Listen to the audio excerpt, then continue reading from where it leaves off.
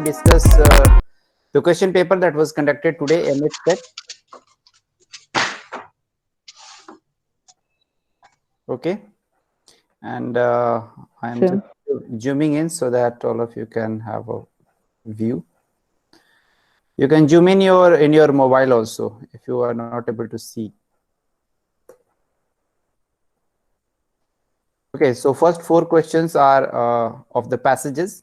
So I'll leave those passages. You can do at your own in the 4am club. I am sending the paper. And let's start with arc writing.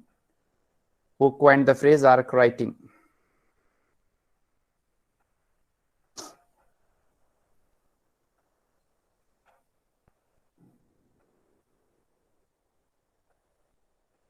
Sir, I think it's Derrida, but I am not able to recall in which work.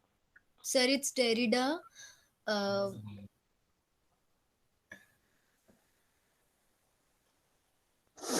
he gave the speech at Hopkins University. In that essay, he's talked about art writing. What about other scholars?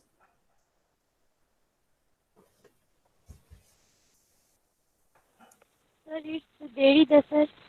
And you told that arch writing means origin of writing and original form of language. Okay. Yeah, Derrida is very right. He has coined this term in his essay. The essay was Plato's Pharmacy.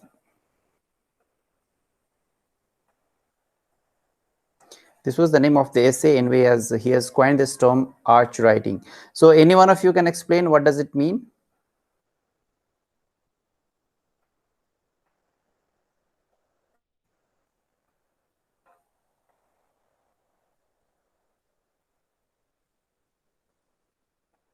No idea?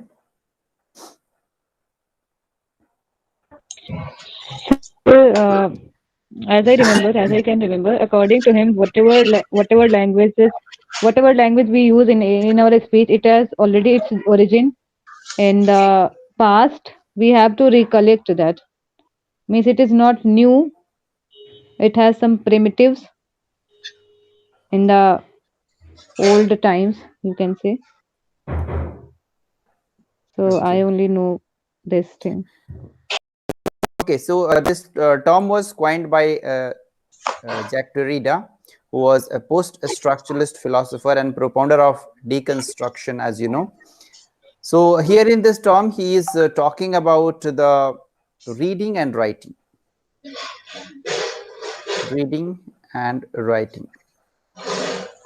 So as I said that this term appeared in his essay Plato's Pharmacy. So obviously he has to talk about Plato. He said that Plato was talking about the supremacy of reading.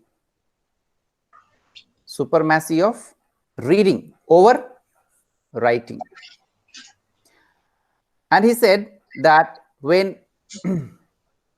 reading is done, or you can say the oral discourse is going on, the two talker and the listener, they are standing in front. So whatever they will talk, that will be a valid communication. Whereas in writing, once the text is written, the author is dead. Author has no control over the language. He cannot reach to every reader and explain that what is the meaning of my text. So it is only left in the hand of the reader to find out the meaning of the text. So he condemned Plato's philosophy of reading over writing, or oral discourse over written discourse. And after that, he again condemned Ferdinand de Saussure, who was also having the similar idea of reading over writing. But Derrida was in complete favor of the written language. He said that once the text is written, even after the death of the author, it will exist. Whereas in reading or in the oral discourse, once the reader or the talker or the listener are gone, Whatever they have talked, they will remain in between. No other reader, it will not reach to any corner of the world. So it is only between communication between the two people or a group of people, but it cannot reach to each and every human being. So he emphasized on the written language. So that is called writing. But what is archi writing? Archi means beyond writing, something like metaphysical. So what is beyond writing? He said that when we are talking about the writing, writing already exists in the form of syntax, in the form of subject verb agreement, in the form of sentence structure. And we are only adding vocabularies to those structures. And when we add some vocabularies into the structure, it becomes archi writing. So I hope you have got the idea. Yes, sir. Sorry. Okay, coming to next question.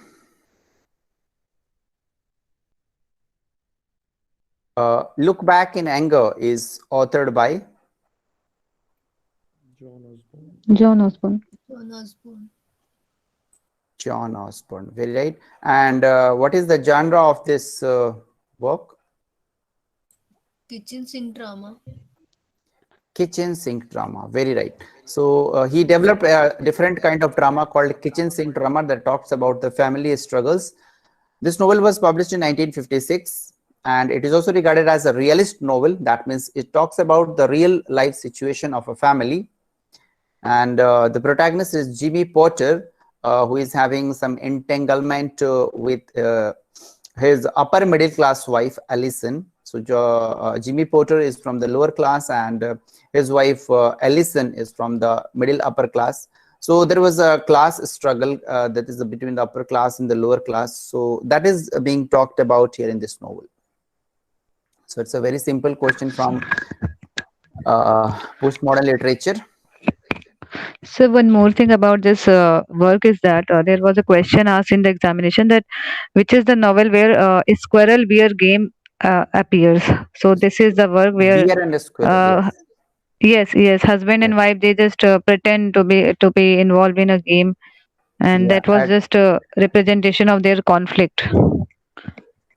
Yes, sir. yeah. Actually, they are in the habit of playing this bear and a squirrel game, but when they started fighting, this game was stopped. But at the end of the play, when their fight was resolved, so again they play the bear and a squirrel game. So Yes, sir. that is used as a symbol for their understanding. Very well added. Thank you so much, Pratikya. Next question is, Brides of Reason is the title of a volume of poems authored by.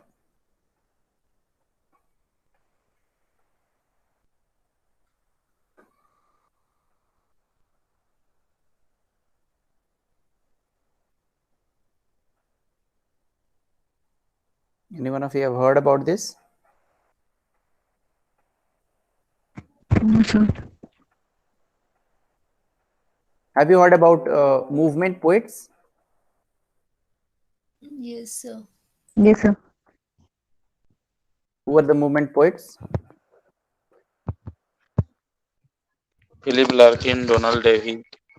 Philip Larkin, Donald Dave, John Wayne, Tom Gunn. So these are the movement poets of the postmodern literature. So this collection is written by Donald Dave, who was a movement poet. Okay, question number 8.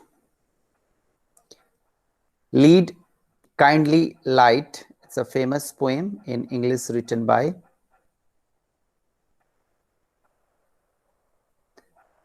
this poem has the origin in the Oxford movement. Newman, sir. Cardinal Newman. So we must talk about Cardinal Newman, who was the propounder of this Oxford movement, and he's also wrote this poem, and this poem was sung by him in the year 1833 in the Oxford University. Okay, moving on to next question where you have to do some matchings.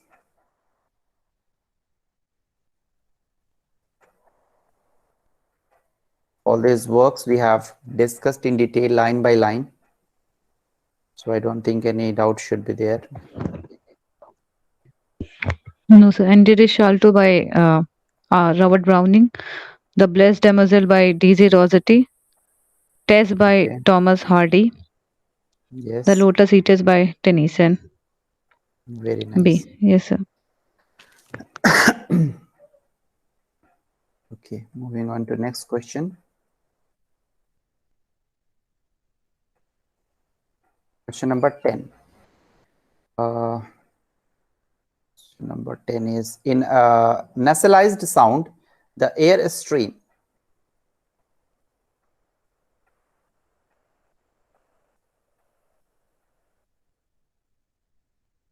This is a question from linguistics.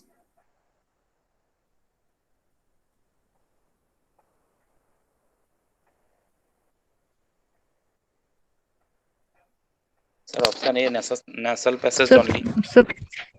so please explain the question because I am unable to get it. Nasal sounds, those sounds which are pronounced through nasal, like M. When you pronounce the word m, that means the air has to come out from nasal as well.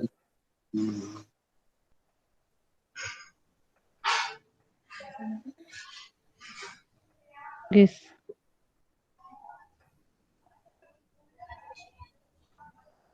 So I think the B option is correct.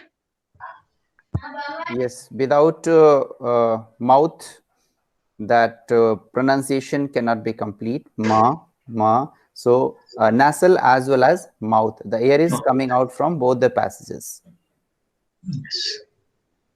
Okay, moving on to the next question. Who among is not associated with existentialist thought?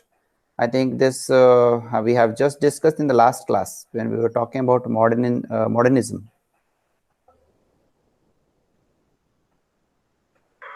Sir, Rene Descartes. Yes, sir. B only. Rene Descartes is not there. Yeah, Rene Descartes He is said, not I there. am.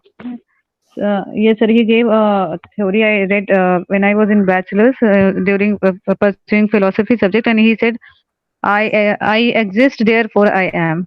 So this Very is right. a very important quotation by him. Very right. Very right. So these are the only three names that I have discussed in the previous class: Jean-Paul Sartre, Soren Kierkegaard, and Friedrich Nietzsche. I remember even Revati has asked the spelling of that. Yes, sir. You discuss about that. Okay, coming to the next question. The anti-mask was a form developed by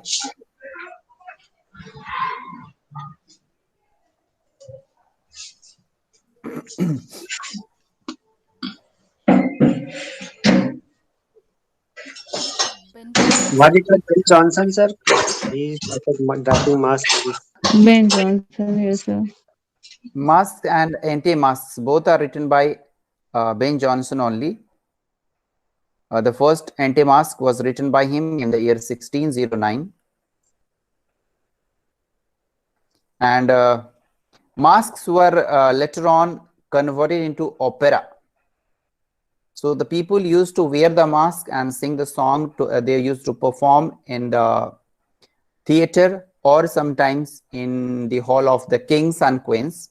Later on, these masks were known as opera.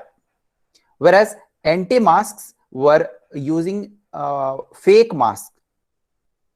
That indicates like a man wearing the mask of an animal, some man wearing the mask of a bird. So that kind of anti-mask, a face mask, which does not represent the same thing. That is called anti-mask. Later on, anti-masks were known as farce. Masks were known as opera.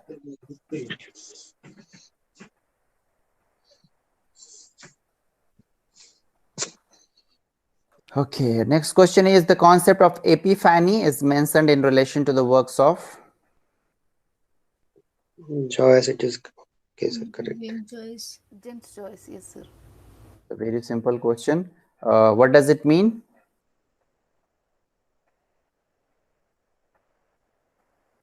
coming sudden thought. So sudden realization, Realization. Sudden realization. like Very, very right. Sudden and striking realization. Okay, and this term appeared in which book?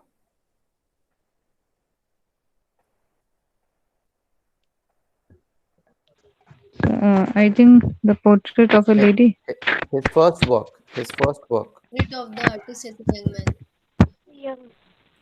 Which was his first work? Which was published posthumously. It was not published during his lifetime. It was published during 1844. Rain. Finnegan's Dubliners, Dubliners. Finnegan's Wake. Okay. Yes, sir. Okay, next question is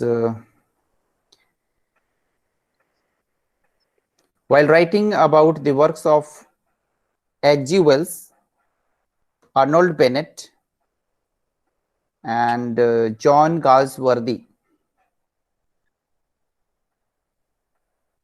Sorry, just a minute. Who said that they spent immense skill and immense industry making the trivial and the transitory appear the true and the enduring.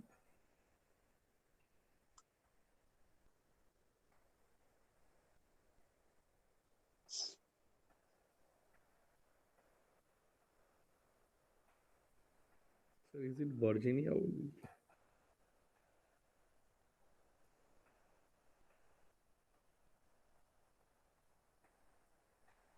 Virginia Woolf. No, she's not. She should not be there. It's G. Wells. Modern writers.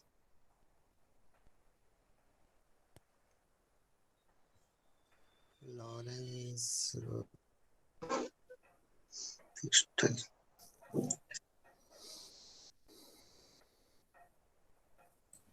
Is it Lawrence? Skill. And Virginia Woolf.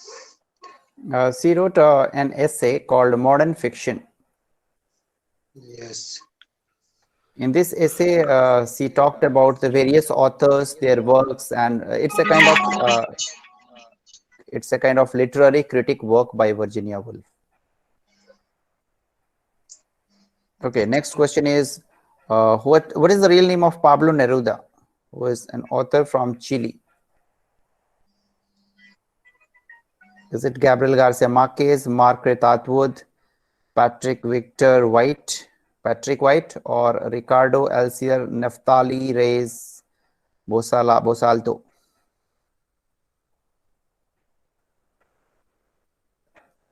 So the last one. Yeah, because all other names you have read. Margaret Atwood, Patrick White from Australia, Gabriel Garcia Marquez, Ricardo Alcier Neftali Reyes Bosalto is the right Yes, yes. answer. Very right. Okay, next question is which character does not appear in Untouchable? Sohni.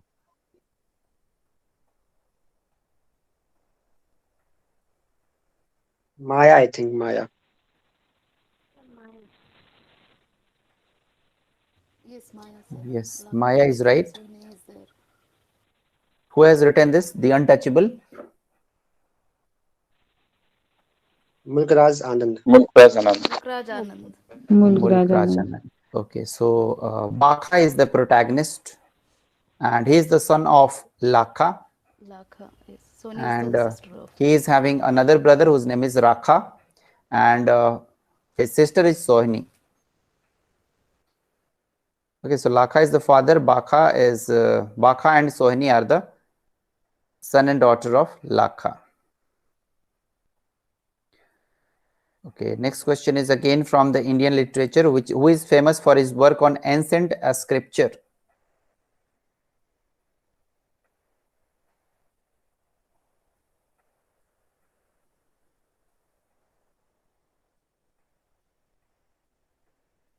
Shashi Tharoor, Devdutt Patnaik, Nikesh Shukla, and P.K. Balakrishnan.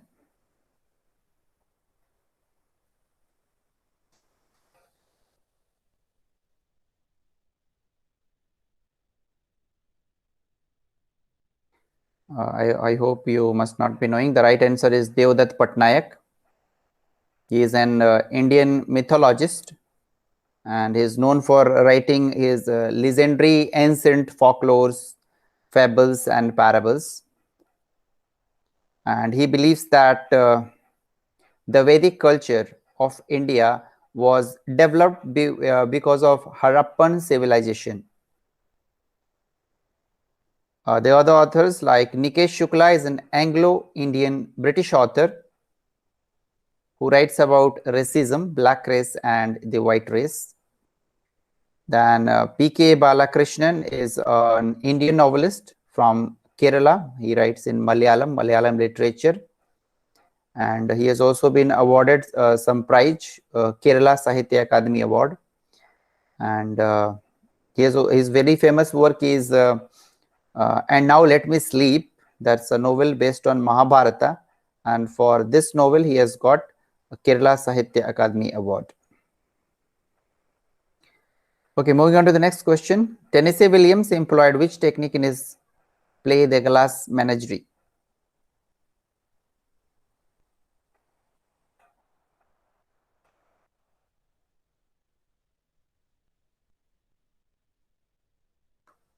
Maybe unconventional, sir.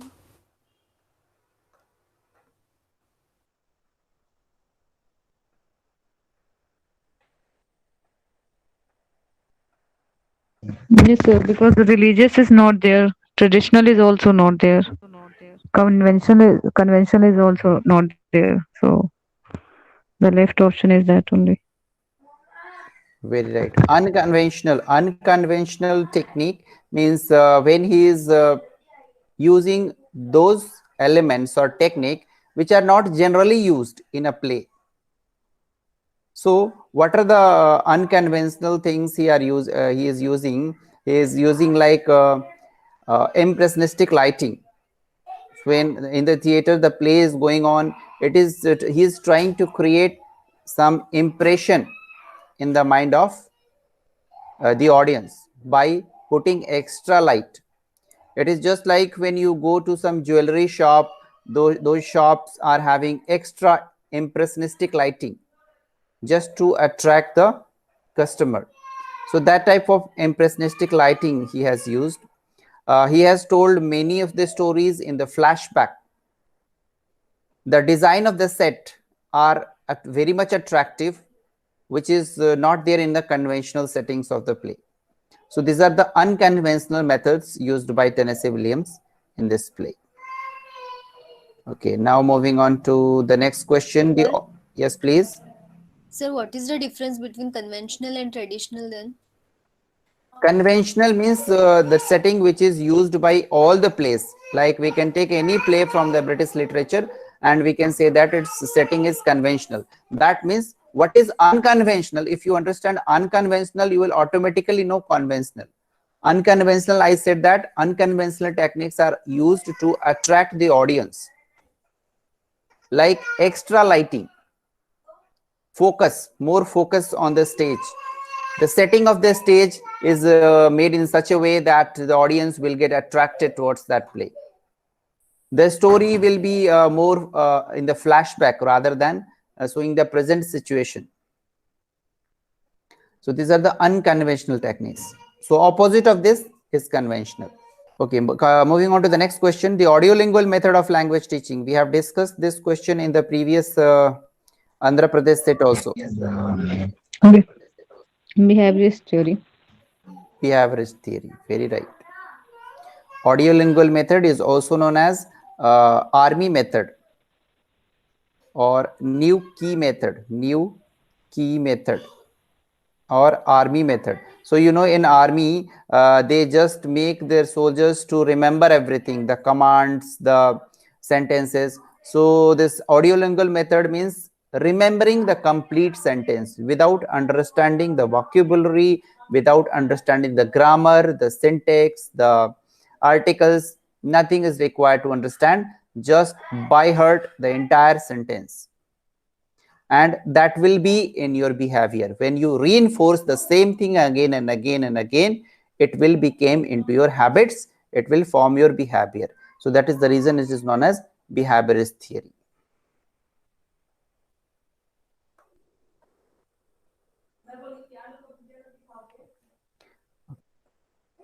Okay, here's the next question is the perspective called affective stylistic. This was developed by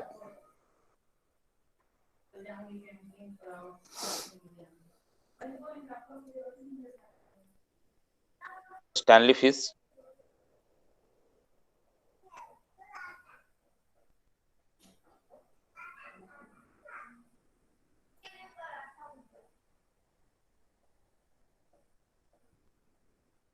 Yes, sir. very right. You know, Stanley Fish. Stanley Fish was a reader response critic. And if we talk about stylics and affective, in the previous Andhra set, I talked about affective and connotative. Affective means heart or emotion. Connotative means mind. So affective stylistic means when we are reading a text. First, we know that Stanley Fish was a reader response critic. Stylistic means style of the content. So to understand the meaning, we have to read the content. We have to read the content and text very closely, line by line, word for word, just to understand the style of writing and how those styles are making an effect to our heart, how it is affecting our emotion, what kind of thought it is creating after reading the text. So that is the main idea of this affective stylistics.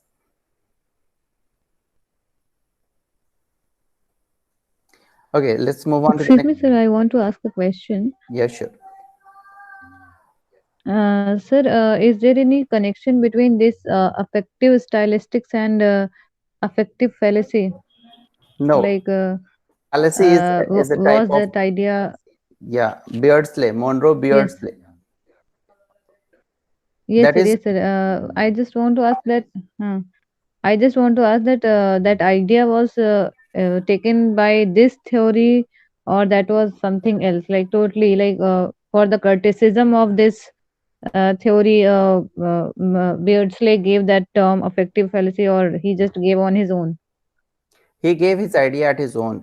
Affective fallacy, fallacy means the error while reading, Yes, sir. and the error is created by the emotion of the reader. Yes, sir. But here we are talking about Okay. taking out the meaning of a text through emotion. And for that, how we have to read the text. Here is talking about how to read the text. So we have to read the text line by line, word for word, and we have to look at the style, what style has been used, whether it's the first person narrative, second person narrative, third person narrative. All these things are talked about in this stylistics. What symbols has been used. Got it? Yes, sir. Yes, sir. Okay, coming on to, however, yes, Beardsley's affective fallacy was also related to reader response theory only, but there is no connection between stylistics and fallacy. Here is talking about a style, and that is talking about error in reading. Okay, moving on to the next question. Which critic made a seething attack on T.S. Eliot in 1920s, and he wrote a standard introduction to poetics and authored The Decline and Fall of Romantic Ideal.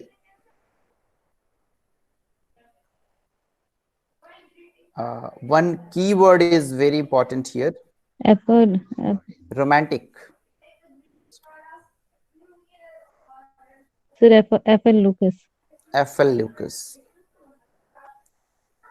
What do you know about F.L. Lucas?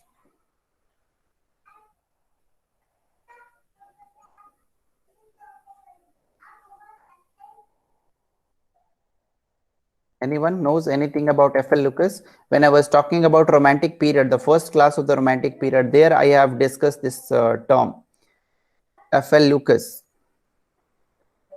He has given 11,396 definitions of romanticism.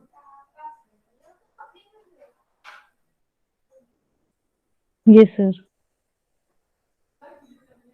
So this the decline and fall of the romantic ideal is about a very old man and a very wise man. There are two characters, and this explores romanticism, which it describes about the exploration and the feeling of unconsciousness from the psychological point of view, psychoanalytical point of view. And there it discusses about various languages: Greek, Roman, German, Italian, all those things. Okay, so if you know this romantic ideal, the keyword, you will be able to identify it is F.L. Lucas. There is another method to solve this question, like first, previously I have said that when you get such type of questions, you can even solve without looking at the question. Do not look at the question and try to find the odd one out. So you can find this name is quite different. So the odd one out, it will not be there. And then you have to find which two are very similar. So these two are very similar. So option lies here, because the question setter always set the questions to distract the student. So E.V. Lucas and F.L. Lucas, and now you have to find out that who is an author. I am very sure you must have never heard about E.V. Lucas. So that is another technique to solve the question, even if you do not know. Sir, I have read a Yes. Sir, I think I have read a story by E.V. Lucas, that is Tight Corners. Okay, okay. But E.V. Lucas is never a critic, isn't it? Yes, sir. Yes, sir. Yes, sir. He's not a critic. Okay, moving on to the next question. Which poet describes his childhood episode as spots of time? That's a repeated question. William Wordsworth. Which book? Prelude. The Prelude. Prelude. Prelude. Very right. Okay, so moving on to the next question. Some questions are very, very easy. Match the followings: writers and their year of date and birth and death.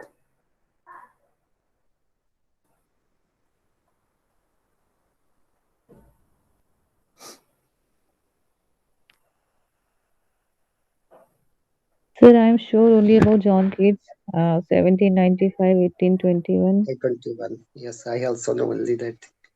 Okay, and you are also knowing that P.B. Shelley died just a Shelley year is after. Yes, contemporary something is my Yes, friend. yes, sir. Yes, sir. 1822, he died after. And Charles Lamb with Keats. William Wordsworth and Coleridge. And So, you also know yeah, that William Blake was a transition poet. He was not a romantic Yes, sir. poet.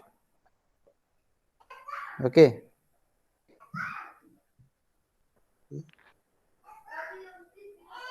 So obviously this left is Charles Lamb. Okay. Yes, sir. Okay, let's move on to the next one. I think this option is right. A option is right. Yes, sir. Question number 24. What do the following lines smack of? question is not visible, sir, I think. Mid-hast cool rooted flowers, fragrant blue, silver, white, and budded Tyrian. They lay calm breathing on the bedded grass, their arms embarrassed and their pinions too, their lips touched not but had not yet eyed you.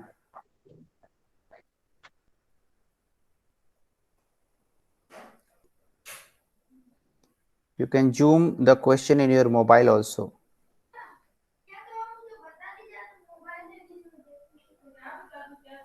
Is the question visible to all? Yes, sir. Yes, sir. Sir, by looking at the lines, when I am reading the lines, I am having an instinct that there are so much use of imageries. And Keats is famous for his sensuousness. So I think its sensuousness is the right answer. Very right. So just by looking at the line, if you know that those sensuousness, imagery, symbols, he uses too much symbols in his poetry. So need not to identify anything else. Okay, moving on to the next question. That's about George Peele, University Weeds. And it's a very easy question. I think you should be able to reply to this.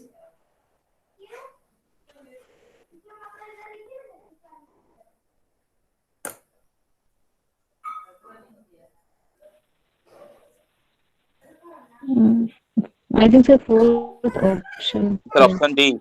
Honorable History of Friar Bacon and Friar Bungay. Yeah, Who is the Friar author? Bacon and Friar Bungay. I think John Robert Lilly Greene. is the author. Very right. Robert Greene. Robert Greene. Okay, okay. Very famous work of Robert Greene, Friar Bacon and Friar Bungay. The complete title was The Honorable History of Friar Bacon and Friar Bungay. Whereas the Battle of Alcazar is a play, and David and Fair Bathsheba, it's again a play in blank verse, and The Old Wife's Tale, again that's a play by George Peele. Okay, moving on to the next question. Again, a very easy question.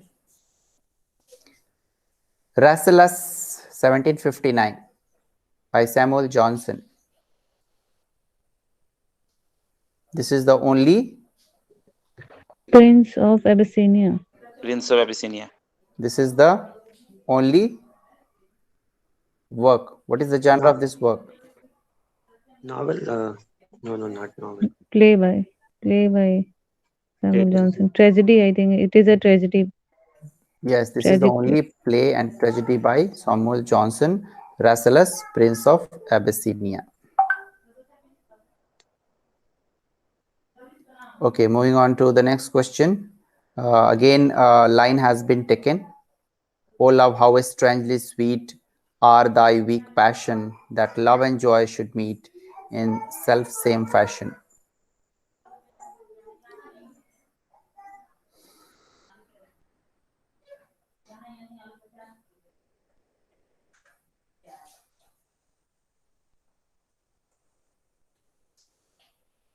Okay, it's these lines are from a very minor author, George Herbert, and the poem has been taken from this title. The title is the first line of the poem, O love, how strangely sweet. Okay, moving on to the next question. Identify the figure of a speech. I think it's a very easy question.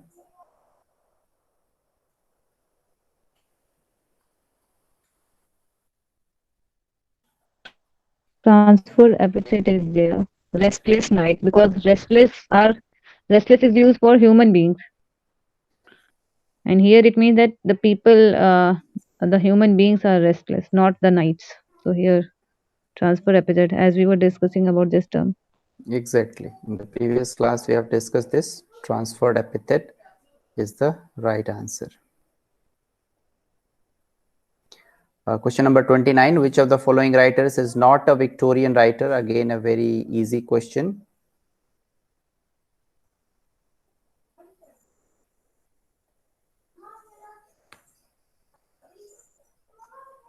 Philip Larkin. Yes, Philip Larkin is rest other authors we have just studied in we the have Victorian studied age. about them. Victorian age. So Philip Larkin is a movement poet from the postmodern period. The next is the novel Rites of Passage is written about. Rites of Passage William written Golding. by William Golding. Very right. William Golding is the right answer. This novel is part of a trilogy written by William Golding. Who will tell me the all the titles of the trilogy?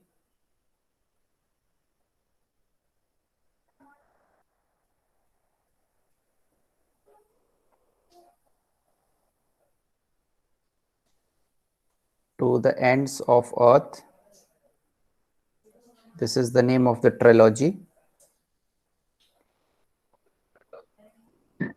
One is the rites of passage. Second one is close quarters. And the third one is fire down below.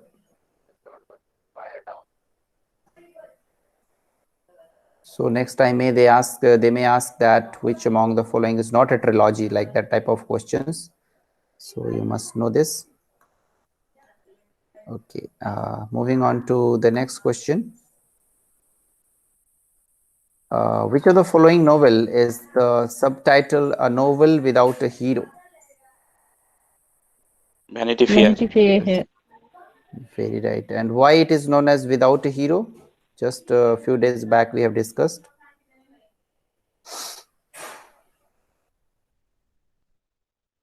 Where I have explained about the significance of the title. There is a hero, but why it is known as Without a Hero?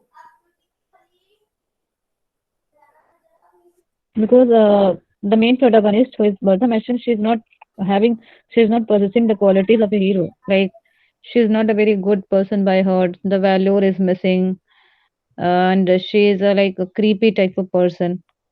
So the characteristic that we consider a hero should possess, the qualities is not there. So that's why. Who is the protagonist of Vanity Fair? Becky Sharp. Bertha Mason.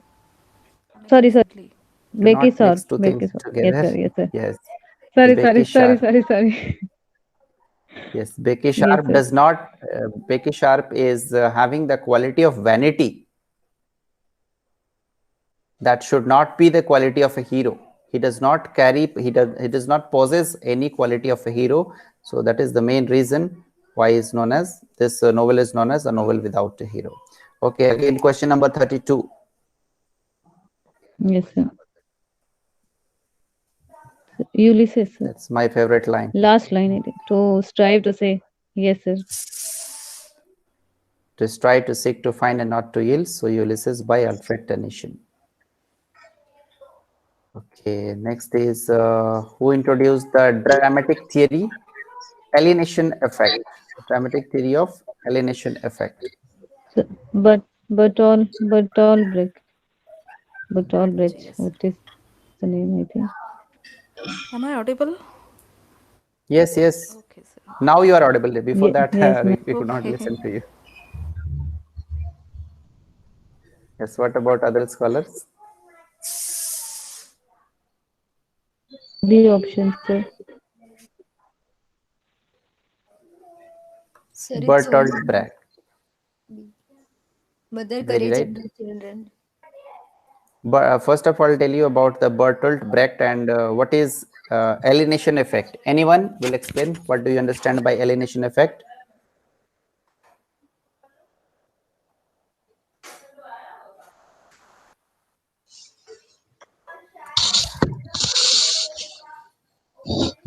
Just understand the term alienation.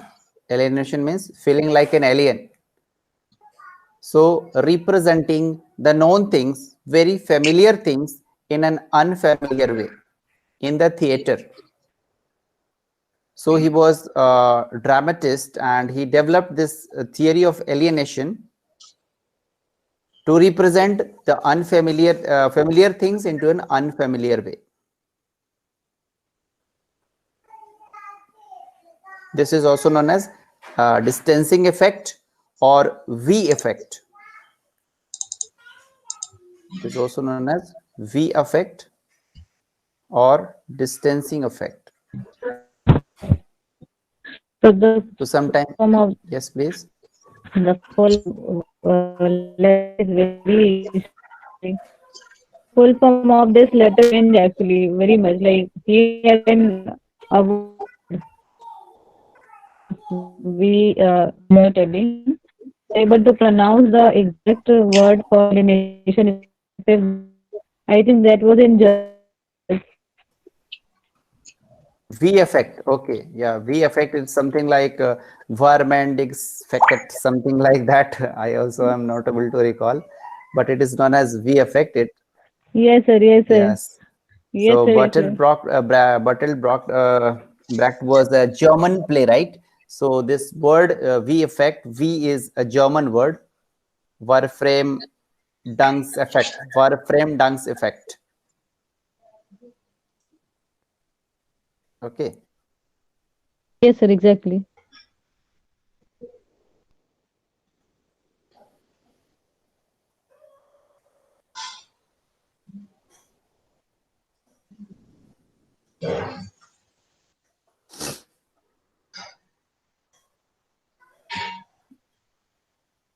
Are you able to see the spelling of this word?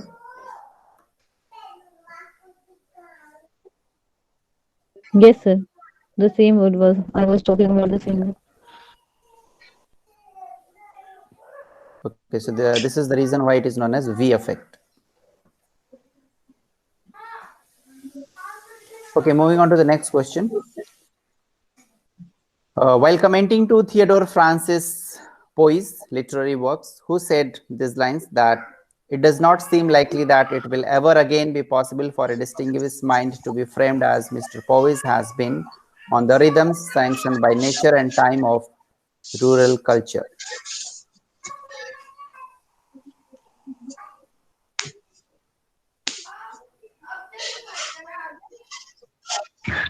Sir, I'm not sure about the answer, but as the question is asked about the critic, so I will go with F.R. Davis. What about other scholars?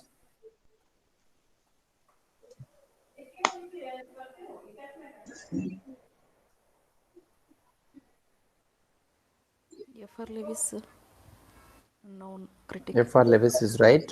So F.R. Lewis has given this quotation in his essay Mass Civilization and Minority Culture in the year 1977. Okay, moving on to the next question. The use of an interactive... Excuse me, Yes, sir. please. Can you repeat the name again? That work? F.R. Lewis' work? Yeah.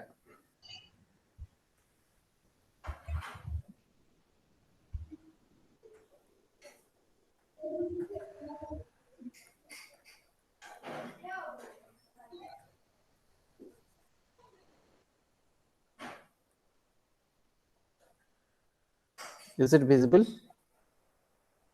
Yes, sir. Yes, Thank sir. you, sir. Okay. Mass civilization and minority culture. So let's move on to the next question. The use of an interactive model of language teaching material based on learners' everyday life situation. It is again the question from the second language acquisition. When we want to learn the second language, and in learning, we use everyday life situation to learn the things.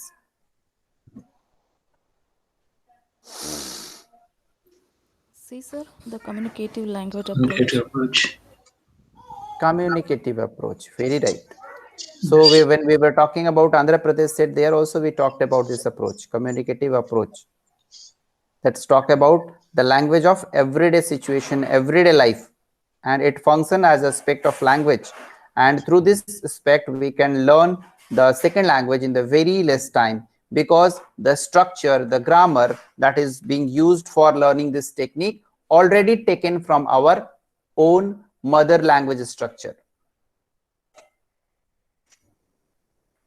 Whereas bilingual method is a kind of method in which there are two methods used. One is direct method and the other is grammar translated method. Two methods are used together. So when we'll be talking about the second language acquisition, I'll explain these terms in detail. Army method, I've already told that the behaviorist approach, or I can say that the army method is used for reinforcing the same thing again and again, so as to remember everything.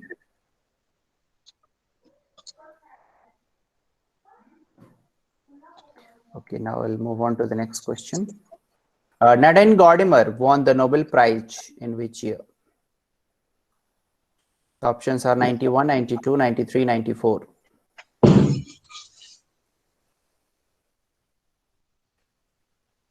Nadine Gordimer is a very famous South African novelist. 91.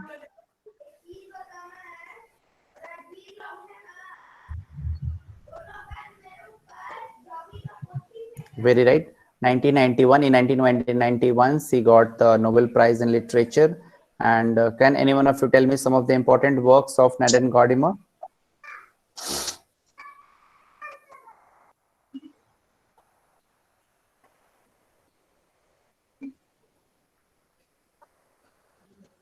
July People. Burger's daughter is there. Yeah, Burger's Daughter, July's And People, July's People, My Son's Story. My Son's Story. Very right. These are the important works. And she is from South The Africa. Conversationist is also.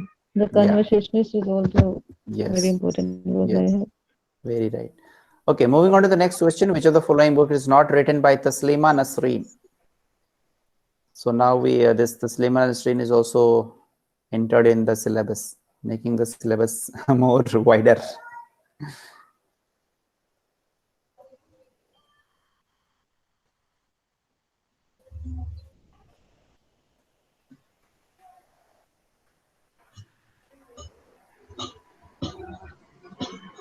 This Lajja is by Taslima Nasreen.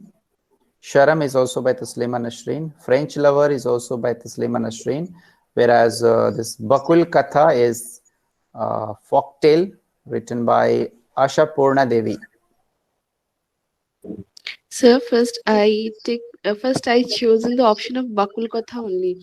Then I realized that Taslima Nasreen is from Bangladesh. So since she has written the Shoram and Lajja, so I was so sure that this Bakul Katha will be written by her only. So I opted that French Lover. So sometimes very much logic is dangerous. Yes, Sir. very right, very right. Okay, moving on to American literature. Who among the following writers was a leading member of the Harlem Renaissance? Ginsberg. Oh.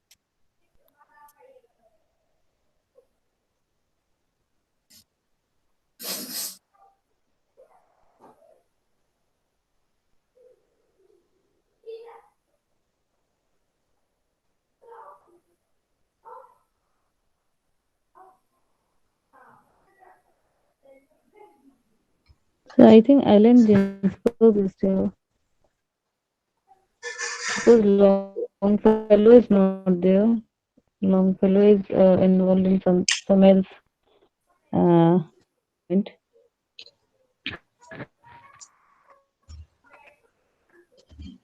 Yes, Langston Hughes is the right answer. These are the three main proponents of this Harlem Renaissance: Zora Neale Hurston, Claude McKay, and Langston Hughes. So this Harlem Renaissance was developed in the year 1920s and it continues till 1940s. It was a literary movement, I can say an artist movement, or we can say an Afro-American movement, especially for the Black people. And it was centered in New York City in a place called Harlem. Harlem is the name of a place. That is the reason it is known as Harlem Renaissance. And it is also known as New Negro Movement. It was for the Negro people. It was for the Black people. And they have also written their own anthology in which they have published their essays. The title of the anthology is The New Negro. This anthology was edited by Alain Locke.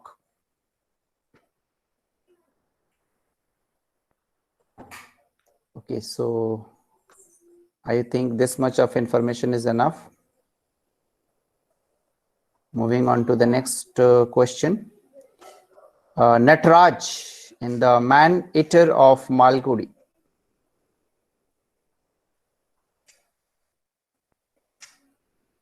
What is his profession? B, sir. Printing press owner by R.K. Narayan. Very right, very right. Nataraj is a printing press owner.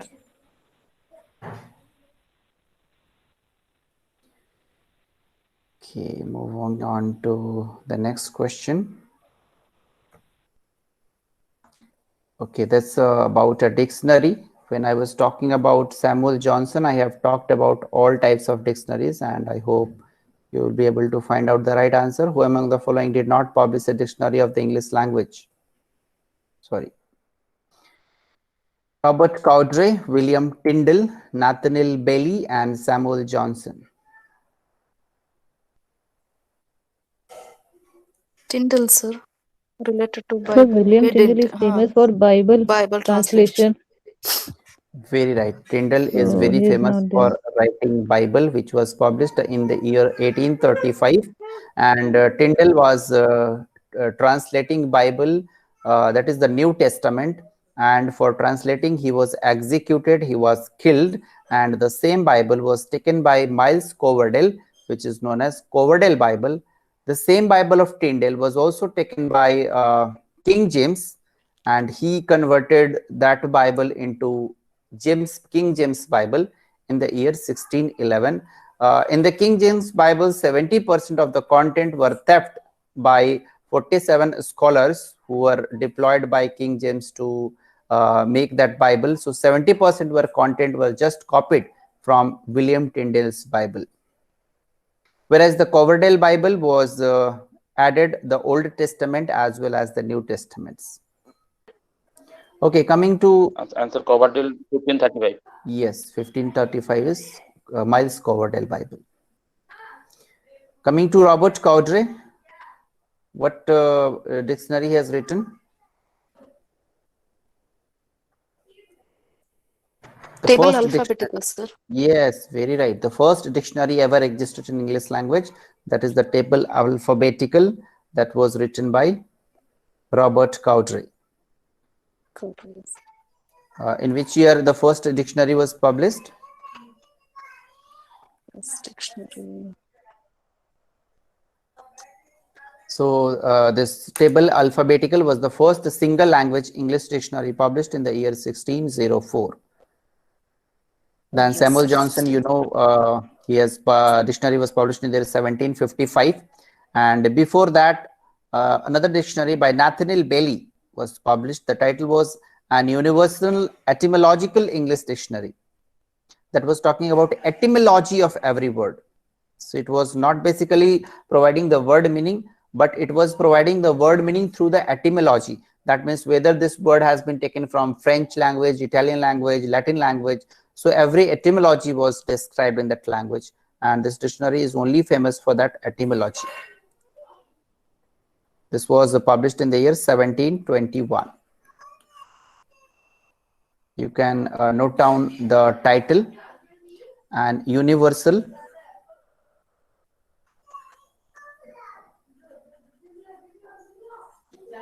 Etymological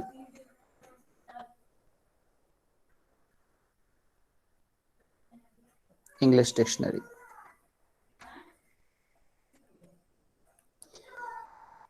Okay, now coming to the next question. Teaching English for communicative competence like IT, engineering, business, accounting, hospitality is referred to by the acronym. This is a repeated question asked many times in different exams.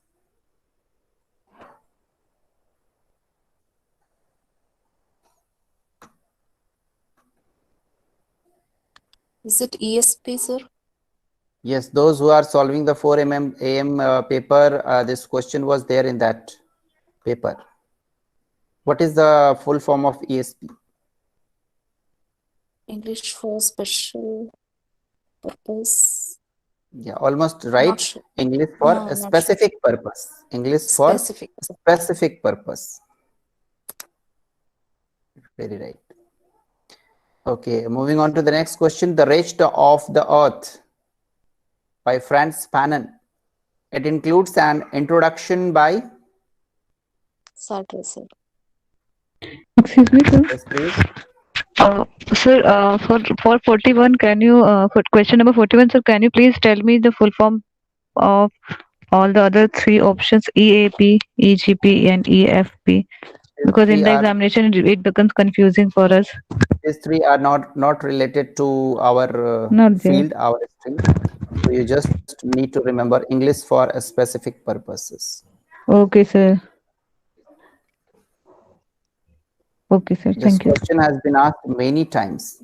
Every time they ask only this option.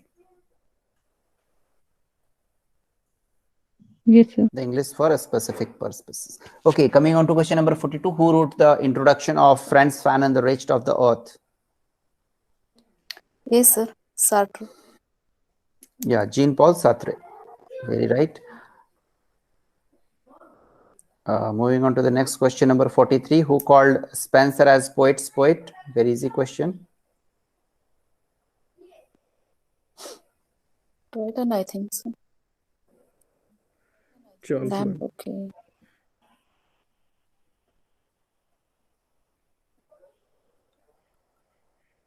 Charles Lamb is right. Okay, according to Aristotle, the tragedy has how many elements? 6. 6. 6.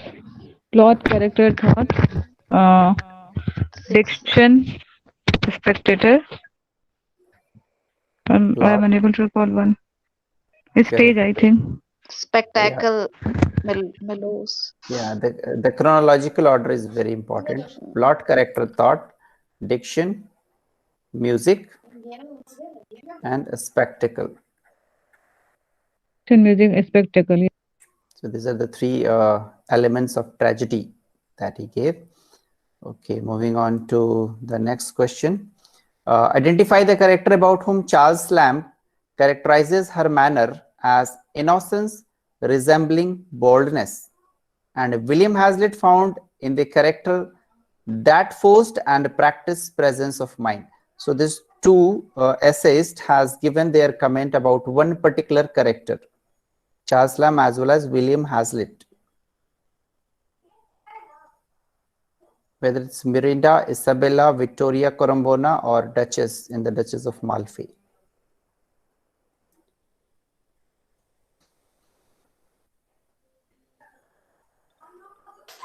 Duchess. Miranda, sir.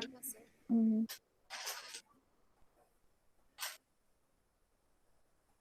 The right answer is Vittoria Corombona in the White Devil.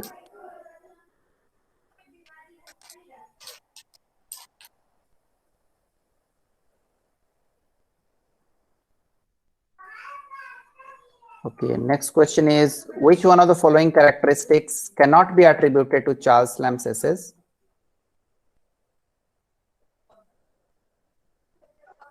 Metaphysical element.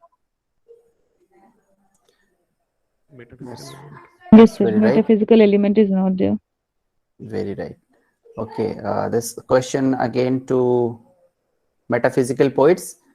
How does John Donne argue that in killing the flea, the girl commits triple murder? This question is from the poem The Flea. If you read the poem So very well, you can. Right, the girl and the flea. Very right. C is the right answer. When the flea is sucking the blood, first from the poet and then from the body of his beloved. So when the flea is sucking both the bloods together, inside the body of the flea, the blood is getting mingled. So that is the reason he is telling that when a girl is killing that flea, it is actually commits triple murder. It's the murder of the poet, because the flea first bite poet and then the girl and then the flea. So very well. Moving on to the next question. Of the following, which is a tragedy written by Ben Jonson?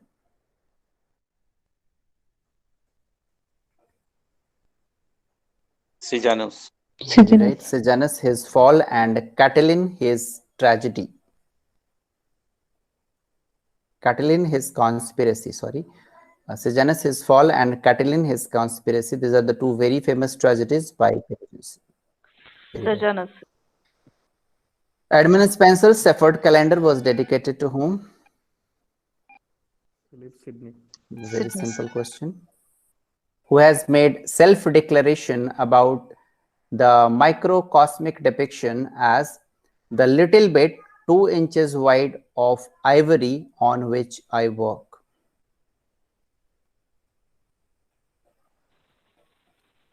George Eliot.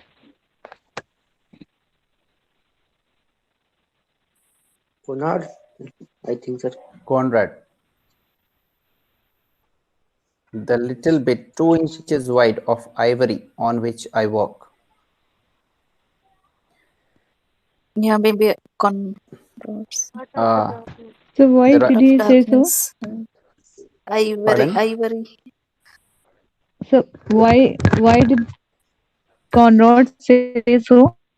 Like the little bit of ivory on Yeah, which I work. So here this ivory is signifying this what? this this line is written by Jane Austen, whose novels are broadly about the matrimonial things, about the matches and the mismatches, finding suitable boy for a suitable girl for a suitable boy, isn't it?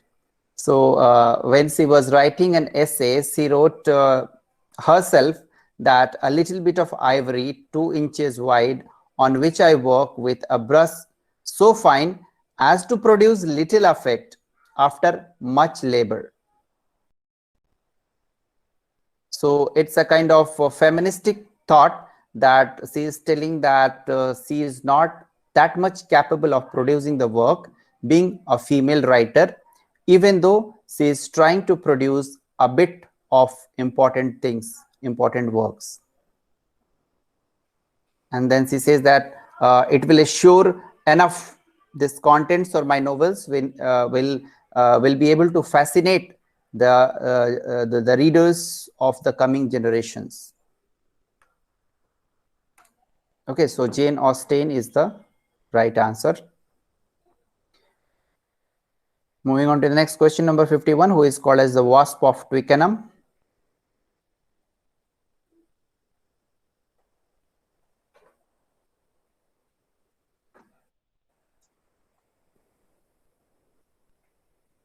Alexander Alexander Pope. Pope. Why he was called as Wasp? Twickenham is the name of the place where he belongs, but why it is known as Wasp? So because of his Because he's satirized too much use of satire in in his poetry. works. Vidyut, you want to say something? Yes, sir. Because Alexander Pope is mainly wrote the Mog epic. He's satirized at that time, so he called the works. Very right. Very right. Very well said. Okay, let's see the question number 52. Which of the following is not included in the group of metaphysical poets? Again, very simple question. Spencer. Edmund Spencer. Edmund Spencer is not there. Very right. Who are the metaphysical poets? So John Donne, Herbert, Henry Vaughan. Abhijit, can you tell me all those?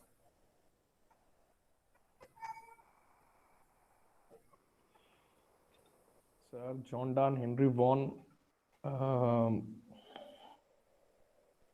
Abraham Cowley,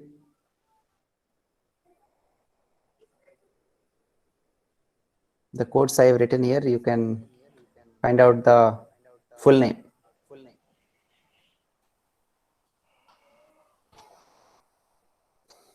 Henry Vaughan, Very right. Marvell, Donne, Marvel, Don, Cowley, Cowley,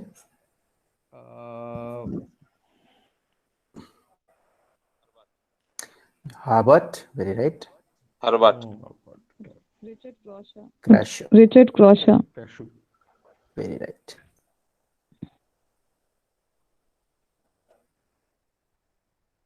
Sir, who is Cleveland John was Cleveland? also there. He, although he was not the part, but he wrote in the style of the metaphysical poets.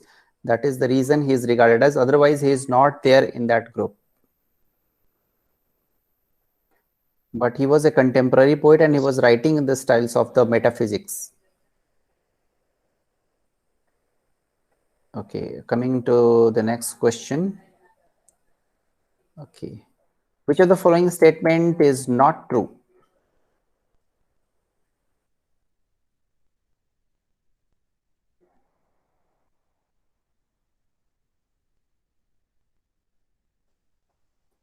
Tess is more sinned than the sinning. More sinned than against that than the sinning.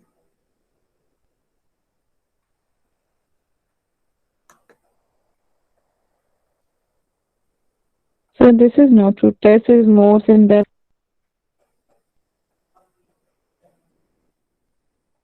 A is right.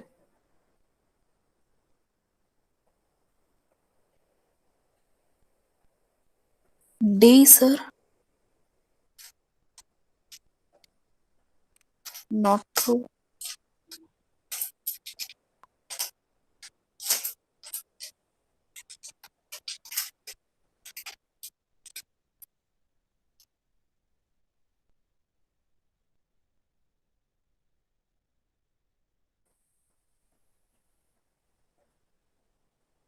Both the options are right here, A and D.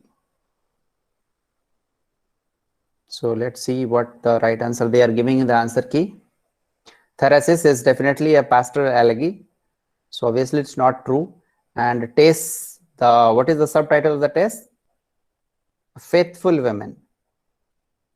A pure woman, faithfully presented. So she is represented as a pure woman. So we cannot say that she has created a sin.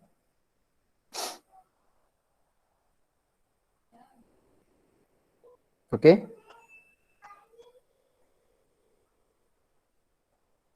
Let's move on to the next question. Identify the foot. I think all of you should be able to solve this. Many times I have taught you how to find the metrical foot. Are you able to see the line, or should I zoom?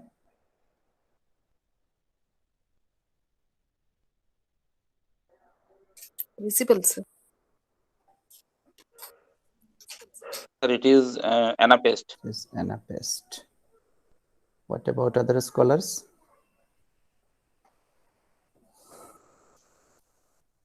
Unstressed is there. Rocky. Trocky. I am. Everyone giving the different answer. That means I need to teach this again. With a turf. Unstressed, sir. Stressed is yam, sir. With a turf on my First word breast has stress. A has and is a unstressed. stone on my head. Okay, so these are the lines. So let's see. With, it's a unstressed turf stressed on my breast and a stone on my head. So what kind of foot you can find here?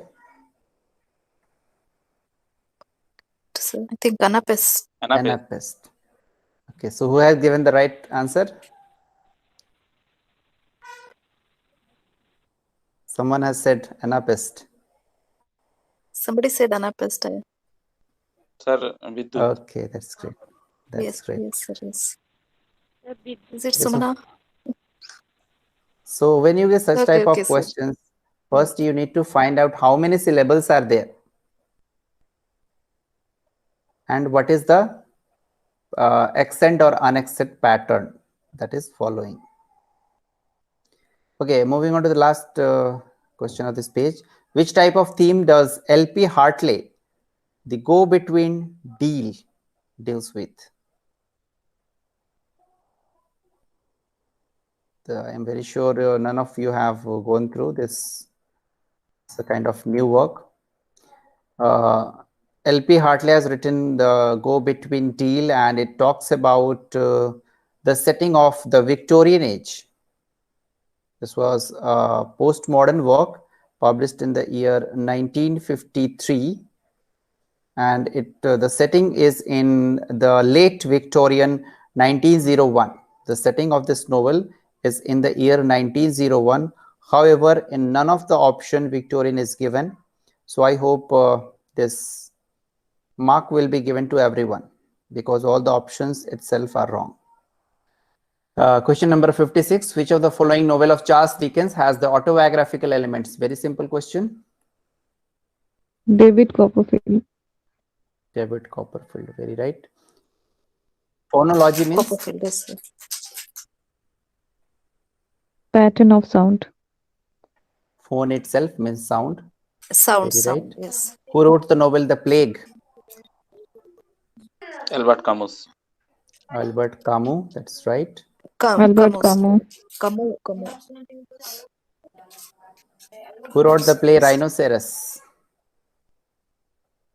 The questions are very simple and direct. I think so. Eugene Ionesco. I think Eugene Ionesco is here. Eugene Ionesco is right. James Joyce Finnegan's Wake was published in which year?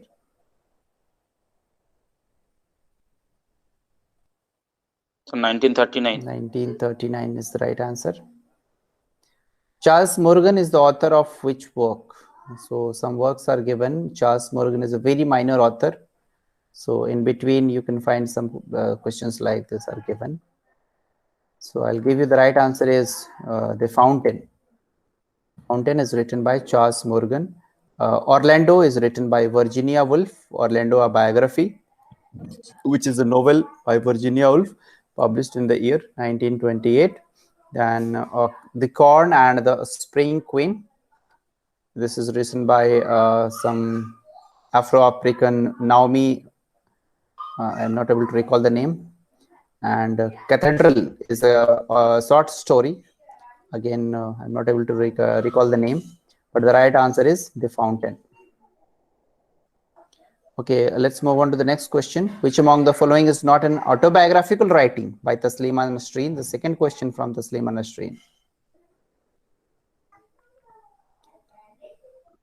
So I think the option number B is correct because My Girlhood, it tells that there is some autobiographical element, and speak up here means she wants to say something like the protagonist has to raise her or her voice against something. So I think Wild Wind is the option. What about other scholars?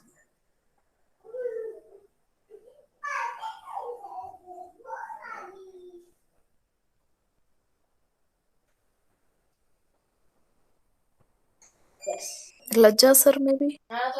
Lajja is the right answer. Lajja was written about the incestual sexual relationship about the female characters, and for that this novel was banned in Bangladesh. Okay, next question is Janki is a character in which novel of Mulk Raj Anand? The second question from Mulk Raj Anand. They have only taken few authors from Indian literature, R.K. Narayan and Mulk Raj Anand only.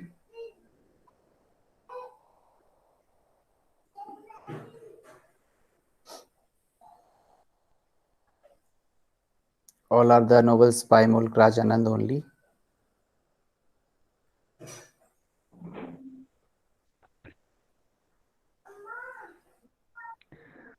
So the Big Heart, I think, because I have read all the three works and I haven't found this name. So I think the Big Heart is the Big Heart is the right answer. Question number 64. Who is known as Nightingale of India? Sarojini Naidu. Sarojini Naidu. Yes, very right and very simple question. Question number 65. Lang and Parole. Used by? Ferdinand de Saussure. Ferdinand de Saussure, that's right. Question number 66. You have to do some matchings.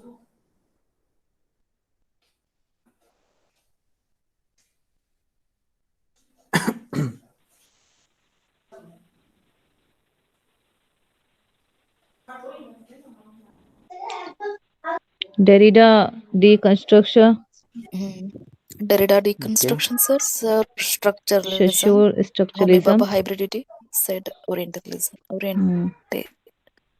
Yes, Orientalism. Orientation. Orientalism, I Yes. think. Yes. Not orientation. Yeah, it is Orientation is not Orientalism. right, I think.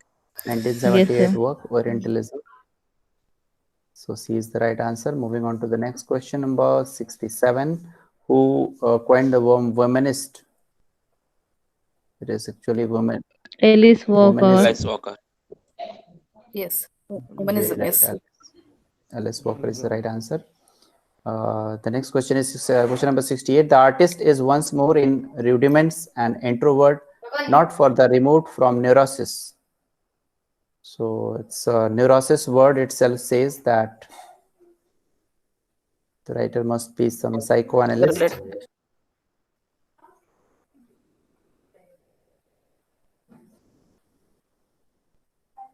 Freud.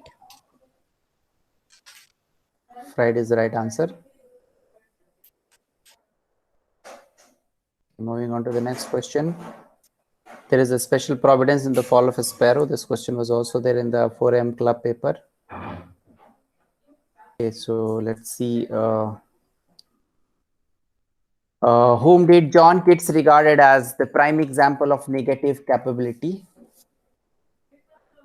We have discussed in Shakespeare, yes, Shakespeare. sir. For Wordsworth, he said something. and Sublime, egotistical sublime. egotistical sublime. Very right. Egoistic is Egotistical sublime. Yes.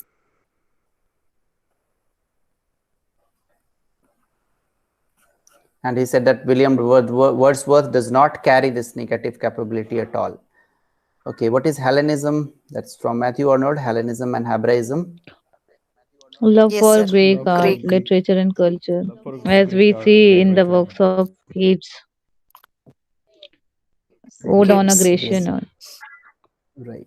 Okay, moving on to the next question from Geoffrey Chaucer, Canterbury Tales. Thomas Becket. Becket, right. Thomas Becket. Again, very simple question. Defense of Poesy is written by Philip Sidney. Sydney. Okay, so you can see very simple questions have been asked. So I'll close the class here itself and